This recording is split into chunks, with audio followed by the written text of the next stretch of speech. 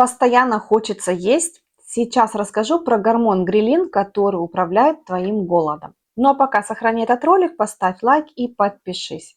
Меня зовут Кристина, я консультант по питанию и коррекции веса. И я помогаю людям выстраивать питание без срывов. И если хочешь результат, поставь плюсик в комментариях. Итак, грилин– это гормон голода. Он повышается, когда ты пропускаешь приемы пищи, долго не ешь, сильно ограничиваешь себя. И тогда происходит следующее. Усиливается аппетит, тянет на калорийную еду, сложно остановиться. Поэтому жесткие диеты не работают.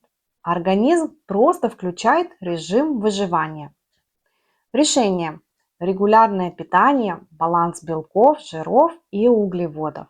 Хочешь понять, где у тебя сбой? Напиши разбор в комментариях, и мы посмотрим твою ситуацию.